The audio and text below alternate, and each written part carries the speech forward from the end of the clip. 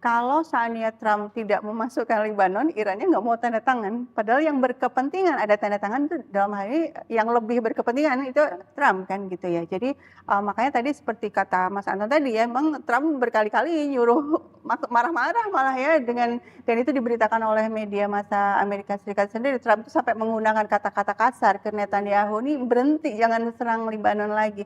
Dan kalau kita lihat ini kenapa sih sebenarnya Israel itu menyerang Lebanon, karena memang pertama Israel itu dia nggak puas dengan kawasan Palestina saja gitu ya, dia ingin Greater Israel termasuk di dalamnya itu Lebanon.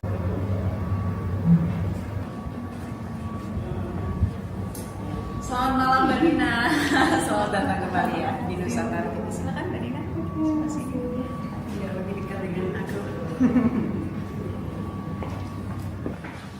Mas Anton 2 kali gestur akhirnya, silakan Mas Anton. Kalau kemarin sebelah sini, sekarang gantian ya. Udah ada penyesuaian. Ana yang dulu endorse-nya. Mas Anton udah semua sekarang ya, semua media. Record ya.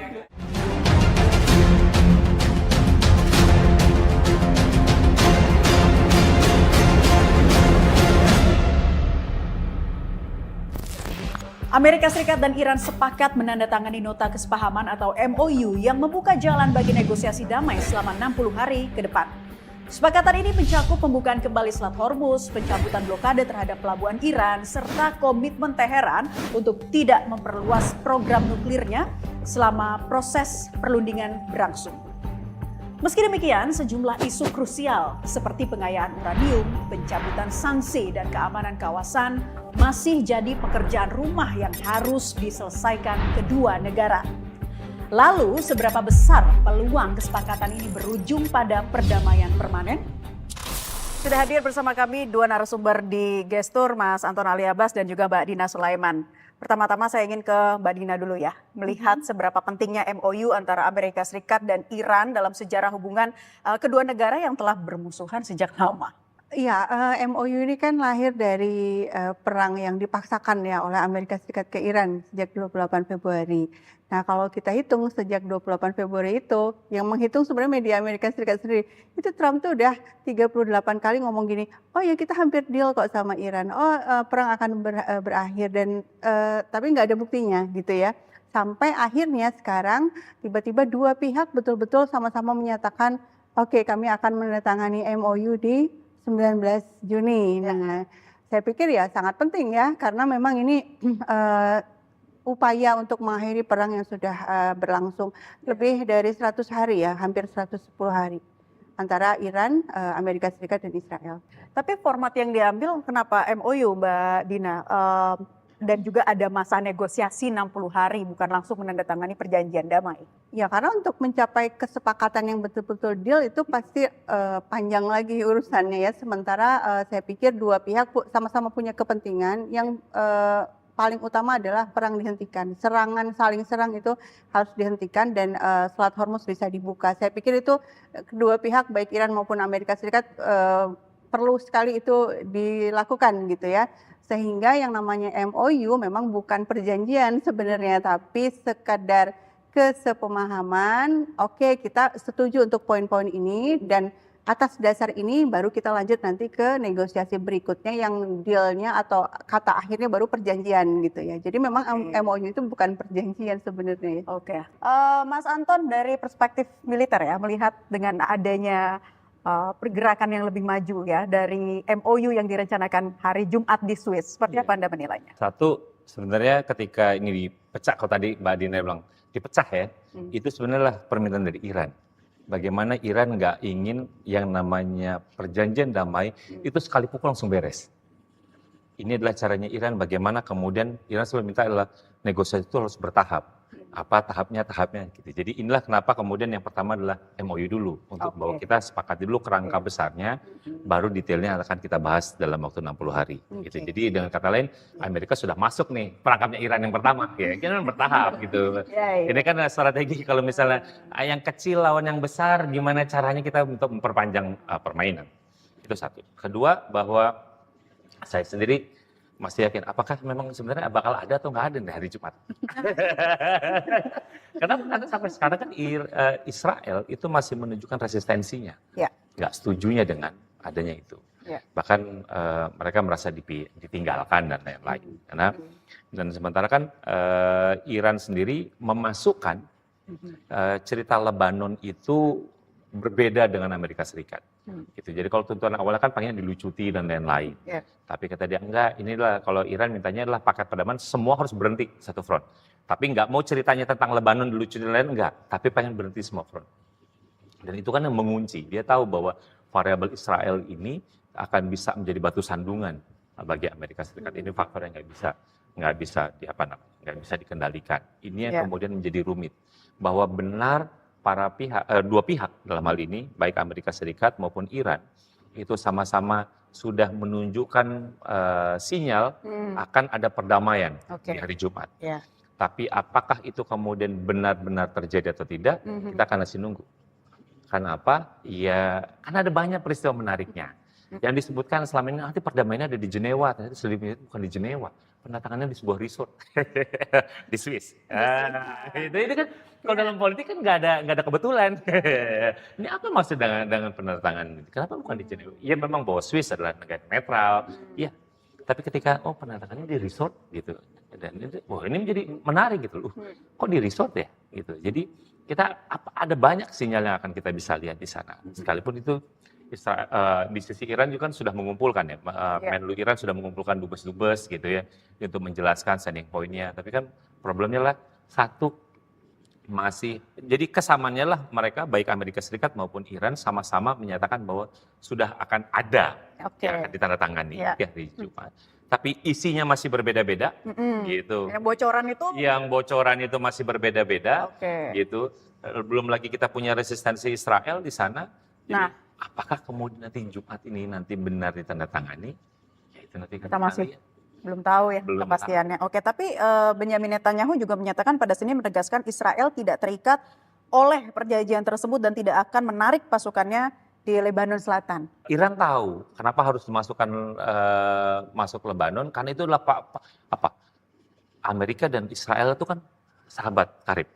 Bagaimana kemudian memecah hubungan mereka adalah salah satunya dengan pastikan cerita tentang Lebanon, gitu. Jadi kan kita bisa lihat bagaimana mereka awalnya beriringan, berjalanan, gitu ya. Tapi kemudian kan belakangan pemberitaan media bagaimana Trump itu kesal banget sama yang namanya Benjamin Netanyahu, gitu. Termasuk sampai misalnya di sela-sela pertemuan G7, misalnya dia ngingatin, ini kalau udahlah urusan Hezbollah itu jangan ditanggung oleh Israel, udah diserahkan aja sama Syria, gitu ya. Itu kan jadi menarik, gitu. Jadi Trump itu menunjukkan gestur kesalnya, walaupun saya juga nggak tahu apakah memang kesal beneran atau kesal kosmetik, kita juga nggak tahu, gitu. Tapi itu adalah strategi bagaimana yang kemudian Iran mencoba untuk memecah itu, gitu. Jadi dalam hal ini Iran yang bagi saya punya potensi banyak mendapat keuntungan ketimbang Trump. Kalau Trump ya jelas dia akan ini adalah jualan komunitas politiknya, bahwa saya bedakan dia selalu sama aja kok dengan yang dilakukan oleh Obama. Dia bilang enggak. Kalau saya kan dapat jaminan bahwa Iran nggak akan masuk ke senjata nuklir. Tapi kata Iran, ya kalau itu kan bisa kita bicara nanti 60 hari. Yang penting nanti aset saya yang beku dicairkan. Itu termasuk dengan nominal fantastis yang ada di isi perjanjian yang Iran minta ya. Gitu. Oke, Mbak Dina, sebelum kita juga melihat ada 14 poin ya MOU yang sudah bocor ke media, Mbak Dina menilai seperti apa nantinya? Apakah dengan adanya MOU ini tidak akan ada intervensi Israel lagi atau seperti apa? Baru saja tadi kita menyimak pernyataan dari Netanyahu ya. Kalau ada upaya intervensi pasti ya, kalau kita lihat kronologinya kan di Juni 2025 itu Amerika dan Iran itu juga lagi berunding. Tiba-tiba Israel mengebom Iran. Terus di Februari itu juga lagi perundingan juga kan antara Amerika Serikat sama Iran. Tiba-tiba Trump atas bujukannya Kushner sama Witkoff ya, akhirnya malah menyerang Iran bersama dengan Israel. Nah sekarang apakah Israel akan berusaha mengintervensi? Saya pikir pasti gitu ya, pasti akan berusaha mengintervensi. Justru sekarang ujian buat Trump nih gitu ya. Apa dia masih terus tunduk kepada Netanyahu? Karena kalau saya sih dan saya pikir sudah banyak juga yang memberitakan ada kartu truf yang dipegang Netanyahu nih ya terkait Trump ya. Jadi ada skandal yang filenya dia pegang gitu. Sehingga kayak si Trump ini kayak ini ya kayak terdesak gitu. Artinya mau mundur salah, maju salah. Nah, tapi ini di dalam negeri situasinya kan juga udah berat buat Yes. Trump sendiri. Tekanan dari para politisi Tinggal 4 bulan lagi loh, ini masih ya. punya waktu untuk Trump Iya, ya. sekarang itu kan trennya Republikan udah sulit untuk dapat suara ya, karena orang-orang udah inginnya sih nggak ada perang ya, karena perang merugikan banget. Akhirnya sekarang ya pilihannya ada di Trump, mau terus ngikut Netanyahu atau dia akan berpegang pada kepentingannya Amerika Serikat sendiri. Gesturnya Trump sudah semakin terdesak di sini ya. Tapi kita juga akan menyimak ini ya pemirsa 14 poin kesepakatan Amerika Serikat dan Iran yang rencananya MOU-nya akan ditandatangani di Geneva, Swiss. Itu ya, ada sejumlah kesepakatan penghentian perang secara permanen, kemudian Amerika Serikat menghormati kedaulatan Iran, blokade angkatan laut dicabut dalam 30 hari, penarikan pasukan Amerika Serikat dari sekitar Iran, dan yang paling penting juga Selat Hormuz dibuka kembali. Sanksi minyak Iran ditangguhkan, Iran kembali menikmati seluruh pendapatan energinya, dan ini nih ya tadi ya Mas Anton ya, dana rekonstruksi minimal 300 miliar US dollar, setara 5.000 triliun kurang lebih ya. Negosiasi lanjutan selama 60 hari, Iran menegaskan tidak akan membuat senjata nuklir. Tidak ada pasukan tambahan dan sanksi baru, kemudian dana Iran yang dibekukan senilai 24 miliar US dollar dibebaskan, dibentuk mekanisme pengawasan serta kesepakatan final disahkan melalui PBB. Gimana Anda melihat dari poin-poin ini? Ya, bagi saya kita bisa ngebayangin bagaimana kemudian nanti perundingan tahap 2 ketika masuk dalam 60 hari. Kenapa? Karena yang ini dibicarakan adalah payung-payung besarnya. Ya. Tapi bagaimana kemudian detailnya itu kan yang menjadi problem. Misalnya soal militer. Bagaimana cerita tentang penghentian di semua front atau ceritanya adalah ceasefire saja. Jadi gencatan senjata saja. Ini kan adalah dua terminologi yang berbeda. Ya. Itu satu. Ngomong tentang Selat Hormuz. Bahwa kan dibilang, oh ini lancar, nggak ada tol dan lain-lain. Terus Iran muncul dengan istilah baru, fee. Fee berbeda dengan tol. Ini masuk lagi. Ini akan menjadi menarik lagi. Kan saya nggak narik tol. Saya bilangnya fee. Kan ada potensi kerusakan lingkungan dan lain-lain. Loh ini ceritanya. Itu dua. Lalu ngomong tentang uranium juga begitu. Apakah misalnya ini cuma ada jeda untuk tidak boleh pengayaan. Dasnya seperti apa dan lain-lain. Belum lagi, ada tadi itu poin nomor 14. Ya. Melibatkan Dewan Keamanan PBB. Yakin ini Amerika setuju? Kenapa saya bilang yakin Amerika setuju? Karena dengan begitu kan ada dua pemain besar lainnya yang akan bisa ikut urun rembuk. Namanya Cina dan Rusia. Ini kalau apa-apa kita veto aja jadi nggak jadi. Gitu loh. Jadi saya bisa ngebayangkan bagaimana, ya kalau misal kita cek tanda tangan, ya bisa jadi tanda tangan saja tanggal hari Jumat ini. Karena masing-masing pihak itu bisa mengklaim kemenangan. Baik dari sisi Trump maupun dari sisi Iran yang pro terhadap perdamaian. Apakah kemudian ini bisa terimplementasi? Bagaimana? Itu adalah lain soal. Dan itu yang bagi saya potensi terbesarnya. Jadi kalau bisa kita bicara tentang skenario implementasinya mandek, saya melihatnya adalah itulah peluang skenario terbesar. Ketimbang kemudian implementasinya bisa berjalan. Kenapa? Karena memang ada banyak yang harus didiskusikan gitu ya. Termasuk juga dana 300 miliar US dollar. Amerika bilang nggak pernah ada cerita Amerika itu membayar dana kompensasi seperti itu. Bahwa kalau misalnya itu tadi disebutkan, wah ini nanti Arab, Qatar udah bilang bukan duit saya kata dia. Nah ini lu duit siapa? Gitu. Belum lagi misalnya cerita tentang pencairan aset yang frozen. Bagi Amerika, dia bilang bahwa mereka punya prinsip comply first, reward second. Yeah. Jadi Anda patuh dulu terhadap semua proses, nanti saya akan cairkan. Tapi bagi Iran beda, reward first, comply second. Kasih dulu inisialnya, karena Anda kan suka sering bohong. Gimana saya percaya? Itulah kenapa kalau Iran nguncinya, ya udah pencairan ini 50% dilakukan sebelum tanda tangan MOU tahap kedua. Nah itu kan saling kunci-kunci gitu. Jadi kita bisa membayangkan bagaimana ini akan. Jadi kalau yang mungkin titik besar apa? Kerangka besarnya mungkin bisa, tapi 60 hari itu kita bisa membayangkan bagaimana kemudian tough-nya perundingan itu untuk menuju tadi kesepakatan damai. Oke, itu tadi baru soal dana ya, dana cair. Bagaimana dengan soal nuklirnya lagi? Nah, ini kan perlu ada kesepakatan dan juga trust dari masing-masing pihak. Mbak Dina, Iran selama ini menuntut pencabutan sanksi ekonomi. Apakah Washington memiliki ruang politik untuk bisa memenuhi tuntutan tersebut? Iya, intinya kan Iran itu mengatakan pokoknya kita mau tanda tangan, ya mau itu disebut MOU atau perjanjian, kita mau tanda tangan kalau poin-poinnya ini. Ya, yang tadi disebut itu memang selama ini Iran tuh memang itu yang diinginkan. Dan dan selama ini yang kita sebut tadi ada Trump tuh sampai 38 kali yang ngomong, oh ini sebentar lagi deal loh, sebentar lagi deal, nggak deal-deal juga, itu kan menunjukkan bahwa eh, apa ya, Trump tuh memang sampai batas-batas tertentu memang mengikuti apa yang diinginkan Iran. Kalau enggak, pasti enggak mau gitu ya dari pihak Irannya. Karena kalau kita lihat sebenarnya posisi saat ini kan yang lebih banyak punya leverage itu justru malah Iran ya. Nah, artinya memang di sini Trump itu mundur dari sisi bahwa oke, yang penting tanda tangan dulu. Nah, tadi betul sih kata Mas Anton tadi, nah nanti gimana implementasinya? Nah, Iran sudah mengantisipasi kan, antisipasinya ya misalnya uang ya bayar dulu minimal 50% baru kita tanda tangan misalnya seperti itu. Dan kemudian yang diminta Iran juga adalah penghentian perang ini. Nah, ini yang saya pikir justru tanda tanya besarnya di situ ya. Karena kalau misalnya sekarang pun juga kan IRGC udah ngomong nih, ini ya 24 jam terakhir tuh Israel udah menyerang Lebanon 84 kali dia bilang gitu. Kita akan balas. Nah, kalau sampai betul-betul dibalas sebelum hari Jumat berarti kan nggak akan jadi tuh MOU-nya kan. Itu penandatanganannya gitu ya. Jadi memang masih rapuh banget. Tapi yang penting di sini menunjukkan sih menurut saya nilai pentingnya adalah bahwa Amerika Serikat mengatakan iya dan Iran mengatakan iya untuk tanda tangan. Artinya memang ada pihak yang lebih mengalah di sini yaitu Amerika Serikat. Ya. Itu menunjukkan bahwa yang namanya perlawanan, namanya keteguhan, resistensi itu akhirnya mencapai hasilnya juga gitu kan.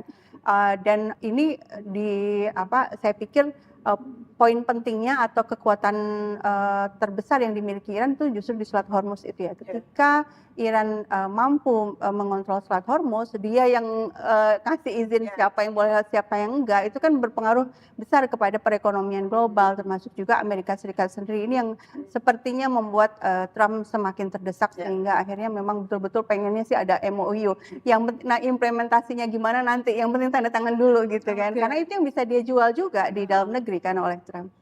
Selat Hormuz menjadi daya tekan yang cukup tinggi bagi Amerika, akhirnya bisa mencapai ini ya, MOU yang nanti kita harapkan bersama terjadi pada hari Jumat, Mas Anton. Iya, karena itu memang, jadi kan dia udah punya beberapa kartu. Ada kartu uranium yang dijagain gitu ya, ada kartu Selat Hormuz gitu. Jadi dan Hormuz itu adalah titik temu banyak kepentingan yang tidak hanya mereka yang berperang, tapi mereka yang terdampak gitu ya.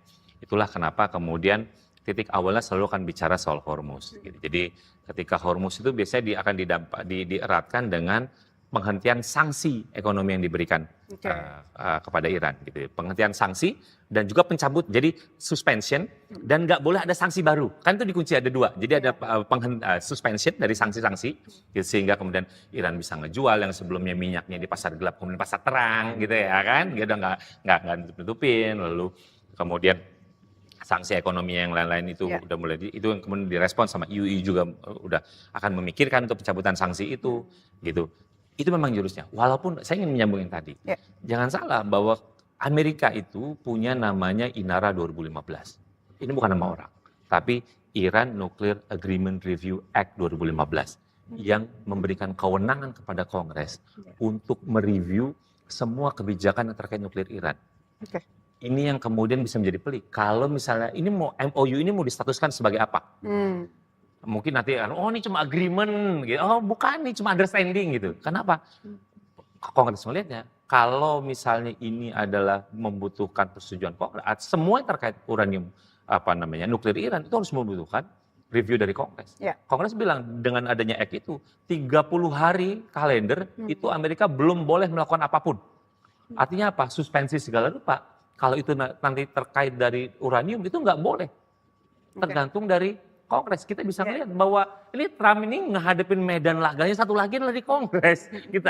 Sebelumnya kita selalu disuruh, oh ini pemilu enggak di Kongres. Lah jangan-jangan kalau dia gagal meyakinkan Kongres, nggak bisa nih kata Iran. Oh gagal, setuju dulu tuh Kongres gitu. Jadi kunci-kunciannya Trump akan menjadi makin pelik gitu loh. Jadi sementara bagi Iran ketika Hormuz dibuka dan semuanya harus diatur dalam manajemen baru di bawah Iran. Katanya, ya udah, saya udah dapat menang.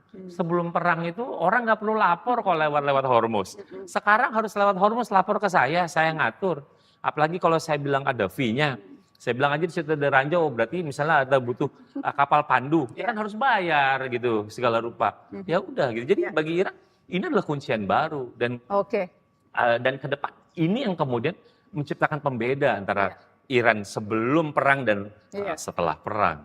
Ini tentunya masih akan membuka banyak kemungkinan ya Mbak Dina ya. Siapa tahu tadi kata Mas Anton masih bisa ada MOU kedua, ketiga sebelum nantinya benar-benar mencapai kesepakatan. Tapi Mbak Dina, jadi yang tadi Anda katakan ya, apakah memang karena Amerika Serikat sendiri sebenarnya Donald Trump sih ya pastinya sudah terdesak dengan kebutuhan domestiknya jelang 4 bulan lagi, makanya kayaknya ini akan ada titik terang untuk keduanya. Menurut Anda seperti apa? Pada dasarnya juga Iran itu juga pengennya berhenti perang ya. Jadi maksudnya Iran tuh pengennya berhenti perang, cuma perang berhentinya dengan keuntungan dari Iran. Jadi Iran maunya datang ke meja perundingan dia yang lebih kuat gitu kan. Yang dia inginkan setujui gitu ya dari pihak Amerika Serikat. Nah, Amerika Serikat memang dalam kondisi tadi sudah kita bahas ya, memang banyak sekali kesulitan yang dihadapi, amunisinya aja udah jauh berkurang dan pihak pembuat senjatanya Lockheed Martin bilang kita butuh 3-4 tahun lagi nih kalaupun kami berproduksi sekarang yang ngantri udah banyak gitu ya, maksudnya negara lain. Jadi untuk berperang besar itu sudah nggak bisa gitu kan. Terus juga pangkalan militernya lebih dari 16 itu udah rusak sebagian atau ada yang rusak seluruhnya. Dengan cara apa dia melanjutkan perang? Terus dari sisi APBN juga udah berdarah-darah, di dalam negeri juga. Yang menarik itu sekarang tuh yang terbaru, jadi kandidat-kandidat Kongres yang dapat uang IPAC, padahal harusnya kan bela Israel, enggak, belok kiri, udah menang dia belok kiri, langsung jadi maksudnya anti perang gitu ya. Nah itu menunjukkan betapa dalam negeri Amerika Serikat itu juga udah kesel banget, kesel ngelihat kebijakan luar negeri Amerika ini ada apa sih kok malah ngebelain Israel. Harusnya kan ngebelain diri kita sendiri gitu ya, negara sendiri. Nah ini yang saya pikir tekanan-tekanan ini yang membuat Trump akhirnya bener-bener, kan kalau kita lihat yang pengen deal tuh Trump banget ya, karena dia ngomong bolak-balik, ayo deal. Tapi sebenarnya Trump ini apakah memang sudah benar-benar yakin atau ada sesuatu yang masih mengganjal Trump dalam proses perdamaian ini? Nah, selama masa negosiasi 60 hari, pemirsa, ancaman apa yang paling berpotensi menggagalkan proses perdamaian? Gestur akan kembali untuk Anda sesaat.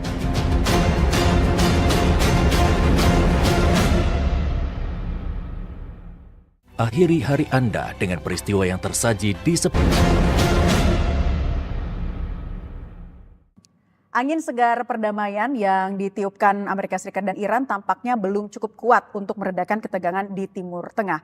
Alih-alih melunak, kesepakatan damai kedua negara juga direspons dengan sikap keras oleh Israel. Saya akan tanya ke dua narasumber, ke Mas Anton dulu deh. Gimana nih kalau melihat Israel di sini yang sebenarnya ya bisa dibilang berpotensi menggagalkan hubungan kedua negara ini dong untuk capai kesepakatan? Ya, jelas bahwa memang dari awal Israel yang selalu menunjukkan resistensi ingin berdamai. Kenapa?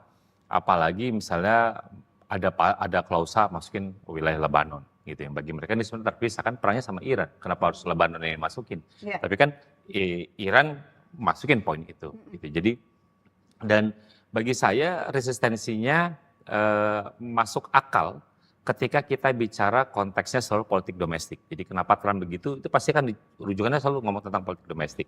Begitu juga Israel. Kalau misalnya kita lihat, kenapa kemudian tadi Ben Gvir itu adalah bagian dari partai koalisinya Netanyahu, yang beda partai. Dan komposisi per hari ini itu dari 120 anggota parlemen Israel, itu udah 60-60, jadi 50-50. Jadi koalisinya pemerintah itu udah nggak mayoritas lagi. Jadi kalau misalnya Ben Gvir ini saya ngelihatnya, wah ini jangan-jangan ancaman untuk hengkang juga nih. Kalau dia sampai hengkang, artinya apa? Kan Israel ini bakal dapat akan pemilu juga nih sama sekitar bulan Oktober November. Kalau misalnya koalisinya menjadi rapuh, artinya apa? Pemilunya dipercepat. Kalau pemilu dipercepat, udah hampir udah banyak prediksi yang bilang nih partainya Netanyahu ini akan nyungsep. Gitu. Jadi di satu sisi Netanyahu punya problem. Gitu. Nah, kenapa kemudian Netanyahu harus ngotot? Karena memang perang terhadap Iran itu mendapatkan dukungan mayoritas dari publiknya. Itulah kenapa narasi dia untuk selalu menggelorakan itu perang, perang, dan perang. Karena dia tahu publiknya setuju dengan perang ini. Berbeda tadi cerita dengan Amerika Serikat. Gitu. Jadi mereka melihat ini setuju. Nah ini masa lagi krusial bagi Netanyahu. Kalau Netanyahu udah sampai gagal, di sisi lain dia tuh lagi ngehadapin kasus dugaan korupsi. Yes. Ini jangan sampai dia bilang saya sudah jatuh dari kursi Perdana Menteri, habis itu jadi terdakwa kasus korupsi, itu jatuh tertimpa tangga ini.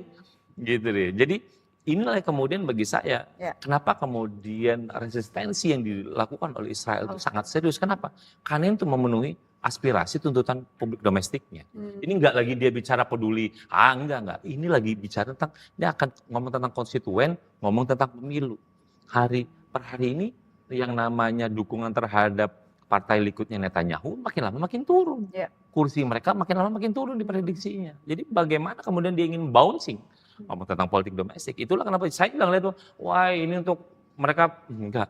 Ini ngomong tentang audiensnya adalah politik domestik. Itulah kenapa mereka cukup keras ya. Ben Gvir masuk itu cukup keras. Kenapa? Ben Gvir merasa wah sekarang dengan dia keras partainya itu kemudian dapat potensi peningkatan kursi parlemen. Jadi dua-duanya sama-sama melakukan penyelamatan muka ya, Mbak Dina ya, di publiknya sendiri begitu. Tapi bagaimana kalau kemudian Anda melihat keberadaan pasukan Israel di Lebanon bisa mengganggu normalisasi hubungan antara Amerika Serikat dan Iran, Mbak Dina? Saya ingin kembali dulu ke masalah ini ya. Jadi banyak, saya pikir pemirsa juga banyak yang gemes ini. Israel ini kok nggak bisa diatur sama sekali ya, kok nggak ada yang bisa menghukum dia gitu kan. Sebenarnya ini balik lagi ke akarnya. Apakah yang lebih kuat itu Amerika Serikat atau Israel? Kalau saya akan menyampaikan perspektifnya Iran, dalam perspektif Iran, yang setan besar itu Amerika, yang kecil itu Israel.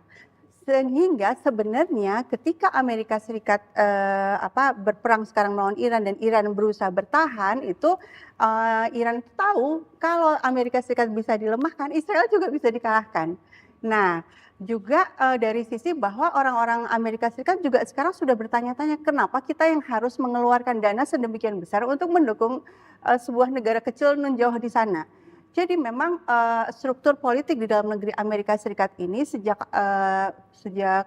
berdirinya Israel ya 1948 itu memang sudah terkooptasi oleh pengusaha-pengusaha yang memang pro Israel. Sampai sekarang kita tahu bagaimana Trump itu untuk menang pemilu kemarin itu kan dapat duit 100 miliar US dollar ya dari Miriam Adelson, itu pengusaha kaya banget tapi sangat pro Israel.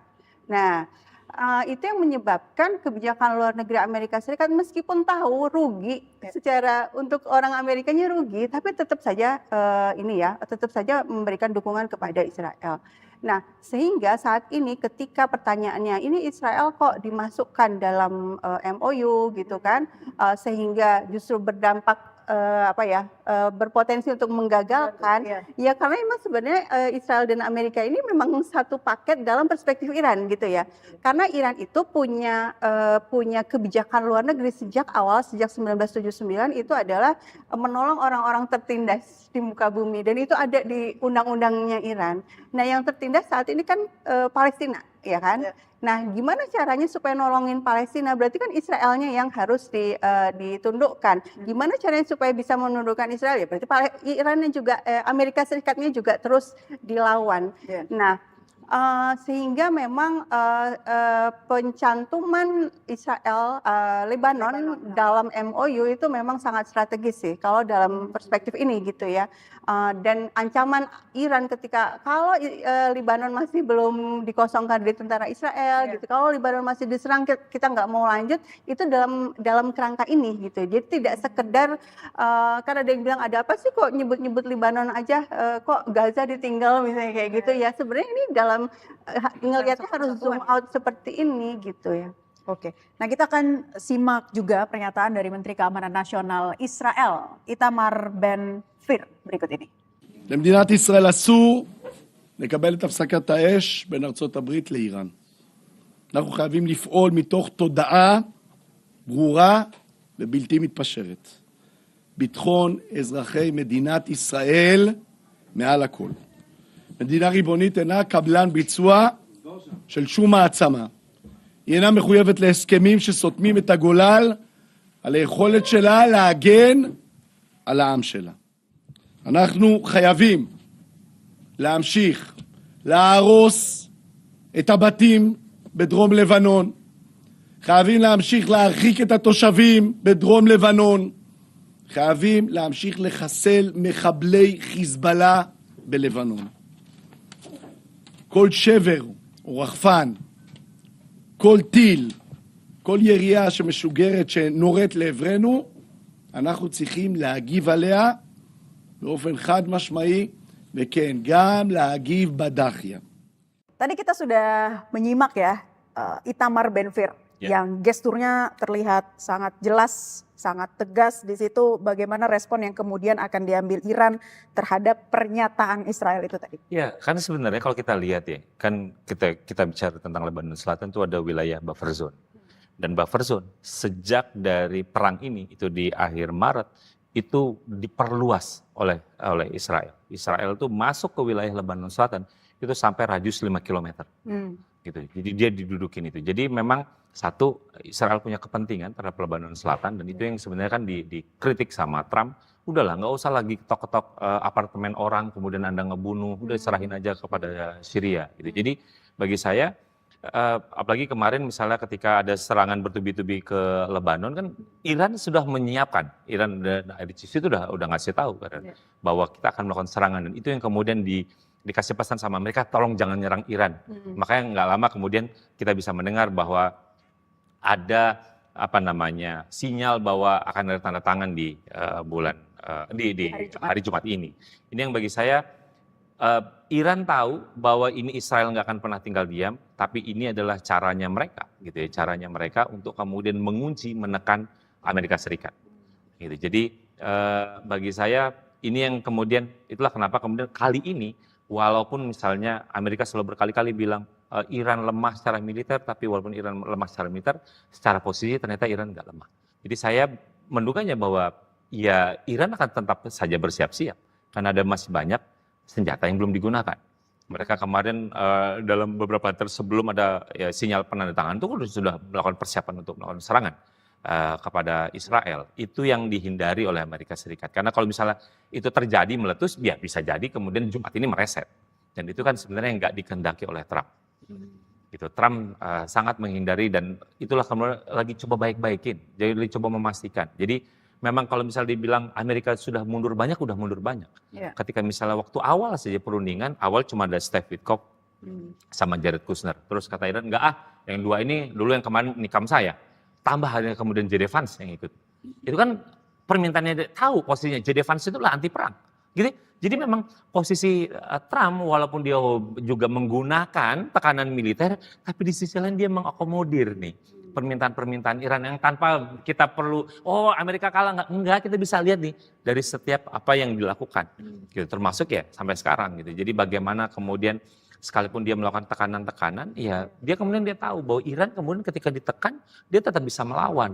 Gitu. Ini yang bagi saya, ya Iran sudah mau berhitung, Iran sudah akan melakukan persiapan. Ya mungkin perangnya hari ini nanti akan Israel sama Iran gitu. Jadi gara-gara apa? Gara-gara Lebanon. Karena Lebanon itu Hezbollah dalam hal ini itu bukan hanya sekedar proksi, tapi itu adalah salah satu alat utama Iran untuk meningkatkan deterrence di kawasan. Jadi dia memang kemudian dihitung. Karena apa? Karena ada salah satunya faktor Hezbollah. Gitu. Jadi memang Hezbollah ini bukan sekedar proksi biasa. Oke. Gitu. Mbak Dina, sikap keras kepala yang ditunjukkan oleh Israel ini tadi akan dapat menekan Trump untuk tidak memasukkan Lebanon dalam isi MOU nanti? Kalau seandainya Trump tidak memasukkan Lebanon, Irannya nggak mau tanda tangan. Padahal yang berkepentingan ada tanda tangan itu dalam hal ini yang lebih berkepentingan itu Trump kan gitu ya. Jadi makanya tadi seperti kata Mas Anton tadi ya, memang Trump berkali-kali nyuruh marah-marah malah ya dan itu diberitakan oleh media massa Amerika Serikat sendiri. Trump itu sampai menggunakan kata-kata kasar ke Netanyahu, nih berhenti jangan serang Lebanon lagi. Dan kalau kita lihat ini kenapa sih sebenarnya Israel itu menyerang Lebanon? Karena memang pertama Israel itu dia nggak puas dengan kawasan Palestina saja gitu ya. Dia ingin Greater Israel, termasuk di dalamnya itu Libanon. Dan Libanon itu di 1982 itu diduduki oleh Israel sampai 20 tahun kemudian dan diusir oleh Hizbullah kan. Jadi artinya daerah yang tadinya diduduki oleh Israel itu lepas karena perjuangan Hizbullah. Jadi memang Hizbullah jadi musuhnya Israel sejak lama kan gitu. Dan kemudian pasca 7 Oktober 2023, 8 Oktobernya Hizbullah itu sudah ngirim serangan juga ke Israel untuk membantu Hamas kan, karena sama-sama berperang melawan Israel. Ya. Nah akhirnya berperanglah. Nah di November 2024 sebenarnya ada gencatan senjata yang dimediasi oleh Amerika Serikat. Apa yang terjadi sampai hari ini, dari November sampai hari ini Israel masih terus membombardir Libanon gitu ya, dan kemudian Hizbullah akhirnya membalas lagi. Selama ini masih diem tuh, tapi membalas lagi setelah Israel menyerang Iran. Jadi dalam rangka membela Iran, membantu Iran berperang melawan Israel, ya akhirnya diseranglah Israel Utara. Tadi itu makanya si Ben Gvir tadi ngomong soal bagian utara atau Libanon Selatan itu kan yang berbatasan langsung ya dengan wilayahnya Israel gitu kan. Dan saya pikir dari sisi kalau seandainya sama seperti di Palestina ya, saya pikir kalau seandainya yang dibiarkan bertempur betul-betul militer nih, militernya Israel versus Hamas, Jihad Islam dan lain-lain ya, yang kelompok-kelompok perjuangan itu kalah dengan cepat kok Israel tuh. Kalau Israel betul-betul hanya berhadapan sama Hizbullahnya saja nih, betul-betul berperang dengan jantan gitu ya, sesama pasukan, sudah kalah Israel tuh. Tapi apa yang dilakukan oleh Israel, begitu juga di Gaza dan di Lebanon Selatan, membombardir dengan jet-jet tempurnya kawasan-kawasan sipil, desa, kota, sehingga jutaan orang jadi pengungsi. Di Lebanon Selatan tuh udah hampir kosong tuh, mengungsi ke kota kan, mengungsi ke Beirut, Beirutnya dibom yang Dahiyah itu kan. Jadi mainnya Israel tuh main dengan membantai rakyat sipil, berharap Hizbullahnya ya sudahlah demi rakyat sipil kita lepas senjata gitu kan. Maksud juga tentara perdamaian yang ada di situ kan. Tentara kita udah 3 tuh kan terbunuh. Kemudian juga apa harapannya Israel sih dengan membunuh orang-orang sipil di Gaza? Ya karena berharap Hamas yang dia nggak sanggup untuk melawan secara militer, berharap Hamas tuh lepas senjata demi kasihan nih rakyat udah banyak yang tewas, udah kita nggak usah melawan. Itu strateginya Israel seperti itu. Pandangan Anda dari sudut pandang militer itu ada termasuk salah satu strateginya Israel. Itu yang bisa kita lihat misalnya lepas dari perjanjian yang ini yang MOU. Kita lihat dan perjanjian bagaimana misalnya kesepakatan gencatan senjata antara Lebanon dan Israel. Itu pemerintah Lebanon dengan pemerintah Israel. Ya. Nggak ngajak-ngajak Hizbullah. Ya. Terus kemudian ada klausa, boleh nyerang asal itu dengan self defense. Makanya kemudian ada terjadi serangan. Dianggap ya itu beda antara pemerintah. Ya pemerintah Lebanon kan sudah bersikap, satu sama Iran, tolong jangan campur urusan saya. Itu satu. Kedua, jangan tarik-tarik Lebanon ke perang Anda. Kan itu sebenarnya. Ya. Tapi kan tahu bahwa pemerintah Lebanon itu dia juga nggak punya kekuatan untuk mengontrol Hizbullah. Kenapa? Karena memang dia lebih besar Hizbullah daripada kekuatan militernya Lebanon. Itu kan menjadi pelik gitu. Jadi bagaimana kemudian ketika kita bicara tentang front perlawanan, memang Hizbullah ini serius. Gitu. Jadi ya satu memang dia dibantu, gitu. Tapi kemudian ketika kita bicara front perlawanan itu memang dihitung oleh Israel, bukan tentara Lebanon. Ini kan kita harus membedakan mana militernya Lebanon, mana Hizbullah. Dan Hizbullah lah yang bisa mampu memberikan perlawanan, dan itu memang dilakukan oleh Israel. Sudah berapa ribu sih surat protes kita sebagai pasangan PBB itu kepada Israel? Udah banyak. Tapi itu kan yang dilakukan oleh Israel. Gitu loh. Jadi bagaimana kemudian kalau anak masa ini tengil, nah ya itu tengilnya itu kayak gitu loh. Jadi dia cari perhatian gitu dia. Berupaya untuk kemudian kalau dalam konteks ini ada di spoiler gitu ya, akan menjadi mengganggu. Ya itu akan dilakukan oleh Israel, dan itu memang track record yang dia lakukan gitu. Jadi saya juga jadi khawatir jangan-jangan nanti ketika poin nomor 1 nanti ada klausa seperti gencatan senjata yang difasilitasi oleh Amerika Serikat antara Lebanon sama Israel. Boleh Israel menyerang asalkan itu adalah self defense. Gitu. Jadi dengan argumentasi itulah kemudian dilakukan terus oleh Israel untuk membombardir misalnya wilayah Lebanon Selatan. Atas dukungan, ya itu kan ada teroris dan lain-lain. Ini yang kemudian bagi saya, apakah kemudian nanti 60 hari itu akan menciptakan apa? Ketika implementasi ada yang modelnya ambiguitas seperti itu. ketika masih masa 60 hari kemudian ada yang menyerang dan masih tetap bertahan mungkin Israel kepada Lebanon dan Iran tetap mempertahankan pengaruhnya melalui Hizbullah gitu. Gimana nih Mbak Dina melihatnya nantinya? Iya, yang namanya perlawanan pada akhirnya dari pihak poros perlawanan ini ya selama memang masih dalam keadaan terjajah, masih dalam keadaan ada musuh yang betul-betul melakukan penindasan, ya mereka akan terus di jalannya ya gitu, akan terus melakukan perlawanan itu. Bahwa nanti MOU misalnya nggak jadi, ya sudah, yang ini mah jalan terus gitu. Artinya kelompok perlawanan ini karena memang musuhnya tuh real di depan mata ya. Hizbullah itu memang betul-betul dia itu memang berbatasan banget sama Israel gitu ya. Dan Israel tuh udah menduduki sama 20 tahun loh. Bahkan juga melakukan pembunuhan massal juga di Lebanon di tahun 80-an. Itu kan ya memang kalau ada musuh mau diapain ya? Artinya perlawanan akan jalan terus, dan itu juga yang dilakukan oleh orang-orang Palestina. Selama memang masih dijajah akan jalan terus. Iran pun seperti itu ya, selama masih di embargo, disanksi, sebenarnya kan juga ada upaya-upaya selama ini. Trump memang baru Trump yang nyerang dengan militer, tapi kan presiden-presiden sebelumnya itu memerangi tanda kutip Iran dengan upaya-upaya destabilisasi, misalnya membayar kelompok-kelompok separatis, kelompok-kelompok yang melakukan kekacauan di dalam negeri, membunuhi ilmuwan-ilmuwan nuklirnya. Nah, terus posisi Iran ya terus saja melawan gitu sampai memang akhirnya terbebas ya dari situasi ini.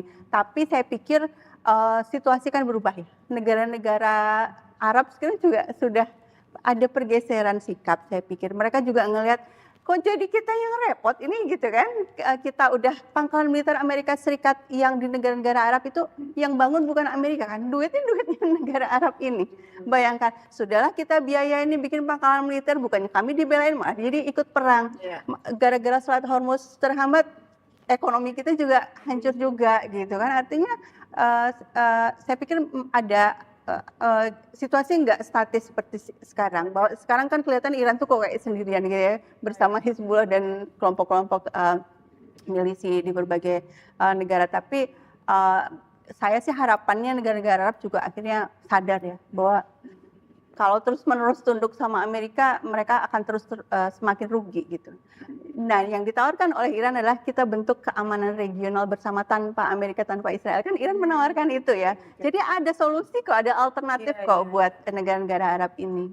Selama ini sebetulnya sinyal-sinyal tersebut sangat positif dan memungkinkan untuk situasi yang lebih baik lagi untuk kedua belah pihak. Tetapi intervensi itulah salah satunya dari Israel ya, Mas Anton. Kalau Anda melihat jadi dengan adanya poin, balik lagi ke Lebanon itu tadi, apakah nantinya perjanjian damai ini hanya di atas kertas? Ya.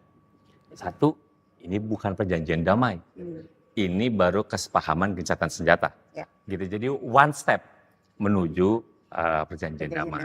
Gitu. Okay. Jadi ini yang memang bagi saya bahwa ada, kalau sebelumnya kan Trump menyatakan gencatan senjata secara unilateral sepihak. Nah, kalau misalnya sampai Jumat ini nanti benar, maka ini sudah para pihak yang bertikai menyatakan gencatan senjata selama 60 hari untuk kemudian menuju perdamaian yang dicita-citakan gitu ya.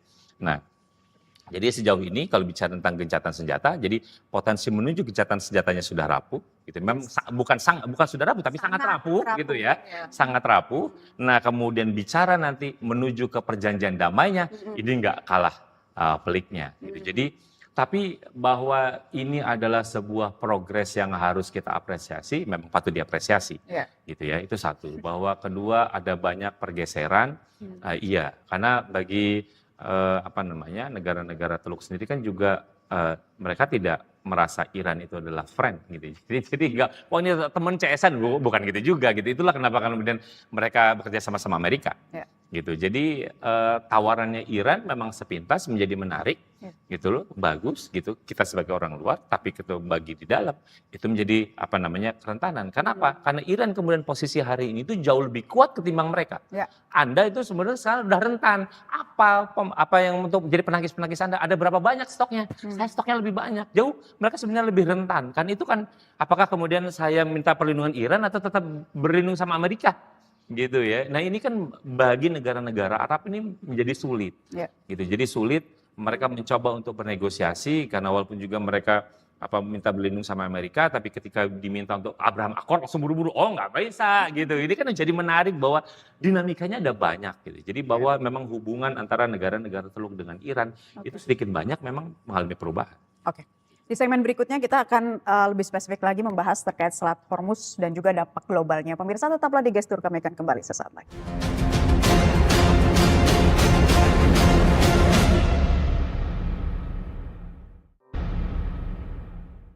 Setelah negosiasi panjang yang alot, Amerika Serikat dan Iran akhirnya menyepakati persyaratan untuk mengakhiri perang dan membuka kembali jalur sakral Selat Hormuz. Berita ini tentu membawa angin segar bagi publik dunia. Mas Anton, jadi poin Selat Hormuz menjadi salah satu yang paling penting dalam MOU ini? Iya, karena itu sebenarnya pintu masuknya untuk maju ke selanjutnya. Kenapa tadi saya bilang bahwa inilah titik temu pada banyak kepentingan.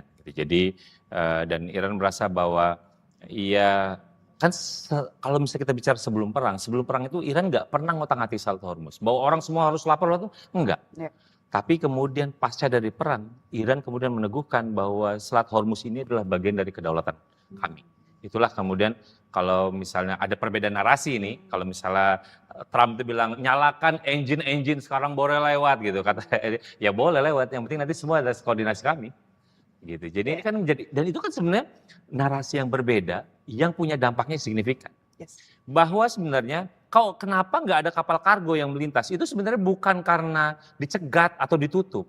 Itu karena pihak asuransi kapal itu nggak ada yang mau bayar kapal yang lewat kalau ada apa-apa. Jadi sebenarnya yang menghentikan logistik itu bukan perang ini, tapi karena asuransi itu bilang bahwa ini ada peta baru, kalau lewat sini kami nggak masukin klaimnya, gitu. Itu kan yang direvisi sama mereka. Itu kan, jadi ini yang banyak prediksi orang.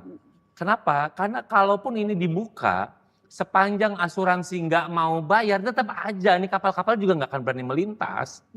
Gitu. Ini kan harus memberi jaminan bahwa memang keamanannya itu ada, lalu nanti modelnya seperti apa. Karena tadi misalnya ada ribut-ribut tol, kata Iran, udah enggak, kita nggak ngomong tol, kita pakainya fee. Ini kan umum kok, ini masuk wilayah teritorial, ada environmental dan lain-lain gitu, ada jasa dan lain-lain. Ini kan menjadi perdebatan, ini perdebatannya masuk ke masalah hukum internasional, hukum laut internasional misalnya. Tapi bagi saya ini memang titik temunya, dan kali ini Iran tahu bahwa ini adalah kunci ketika orang mau menekan Amerika Serikat, bukan menekan saya.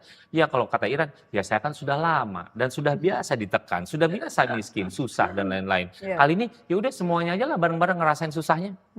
Gitu. Dengan impact yang berbeda-beda. ASEAN aja kan berbeda-beda dampak ekonominya gitu ya terkait penutupan Selat Hormuz. Jadi bagi saya ini memang salah satu yang dikunci oleh Iran. Iran tahu bahwa ini sangat strategis dan semua pihak itu punya kepentingan di sini. Oke. Mbak Dina, seberapa besar resiko gangguan keamanan di Selat Hormuz selama masa negosiasi ini berlangsung?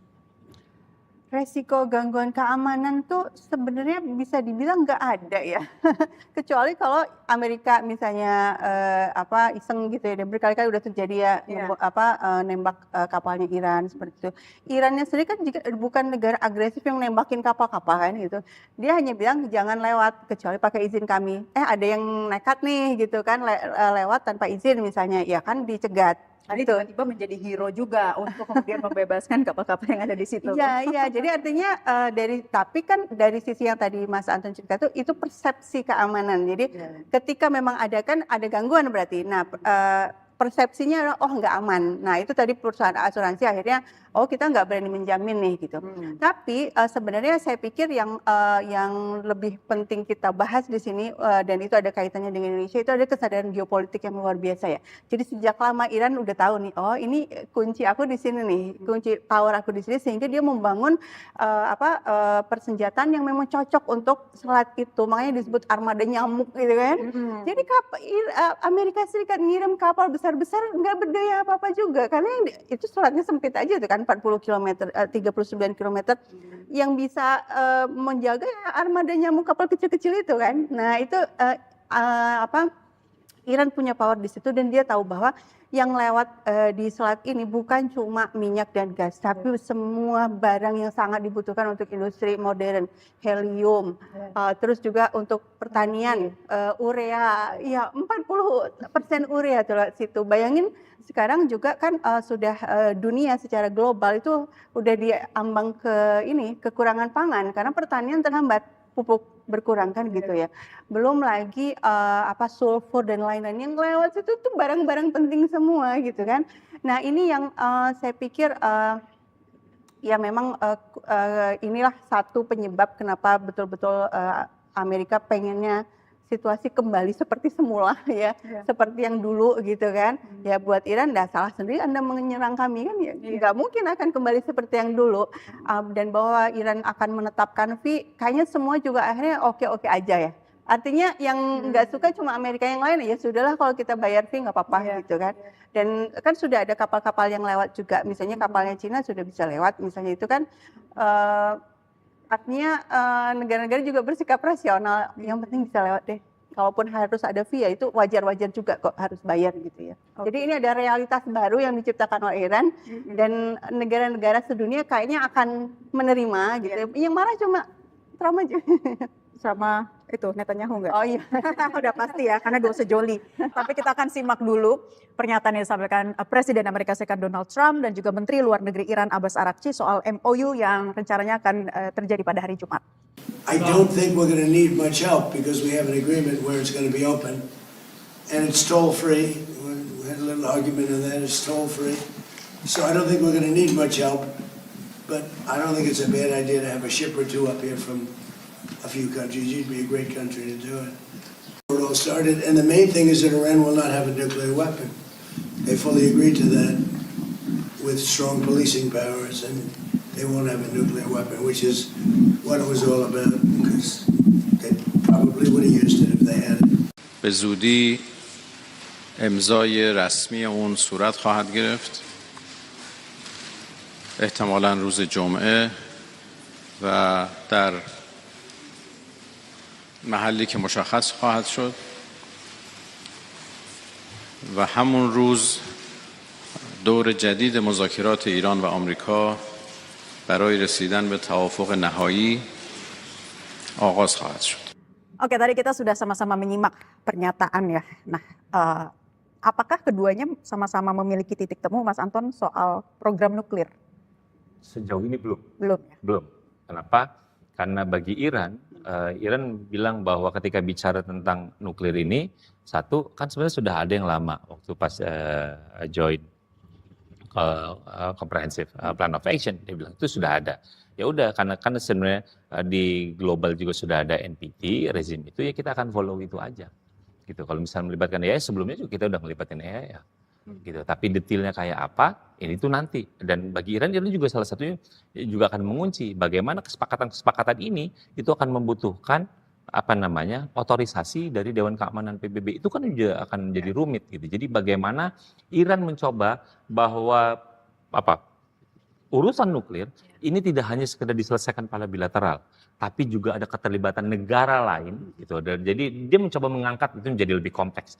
Dan itu bagi saya adalah strategi, satu dia bagus, tapi kedua itu kan menciptakan kompleksitas sendiri. Kenapa? Amerika bilang, wah kalau gitu otorisasinya nggak ada di saya dong, ada di pihak lain. Nanti kalau misalnya nanti entah Rusia atau Cina yang melakukan veto misalnya, nggak jadi nih. Gitu, ini yang menjadi rumit, makanya kemudian nanti mau ditaruh di mana, time frame tahunnya seperti apa, karena bagi Iran kan Iran juga ngunci. Kalau saya patuh ini reward saya apa, dan lain-lain, tapi tunjukkan dulu rewardnya, itu kan saling mengunci. Jadi bagi saya, memang kalau bicara tentang nuklir, ini adalah masalah pelik, selain tadi kita bicara tentang kelola keamanan, bagaimana nanti perang harus berhenti di semua front, kedua ngomong tentang Hormuz, yang ketiga adalah uranium, ini nggak kalah sulitnya. Itu ini klaster ketiga, ini juga ada banyak detailnya. Terus misalnya, kalau nanti ada yang tidak patuh, tidak comply terhadap aturan. Siapa yang mekanisme seperti apa untuk penyelesaian sengketanya? Nah itu kan juga harus ada pembicaraan tersendiri. Oke. Gitu. Dan kita tahu Amerika Serikat tidak patuh misalnya. Ya. Selama ini soal nuklir ini menjadi masalah yang cukup pelik ya untuk disepakati bersama. Bahkan waktu itu juga Iran sudah menyampaikan sejumlah kesepakatan, tetapi urusan nuklir nanti kita bahas selanjutnya. Sempat ada bagian kesepakatan yang seperti itu. Gimana Mbak Dina?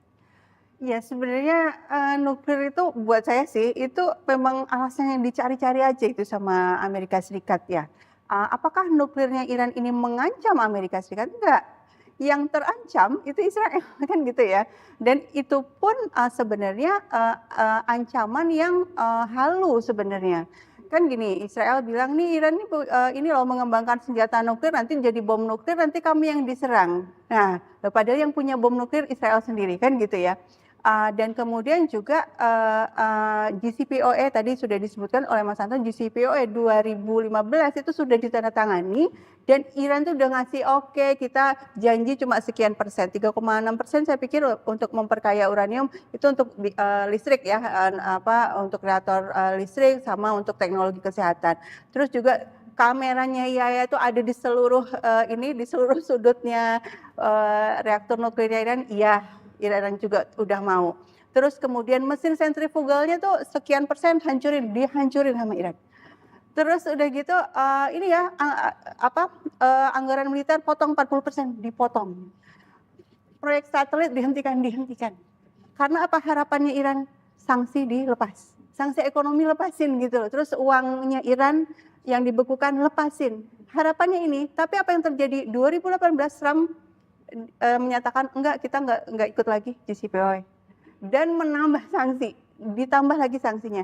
Artinya kalau memang Trump ini memang yang dia butuhkan soal nuklir kan sudah ada JCPOA gitu loh.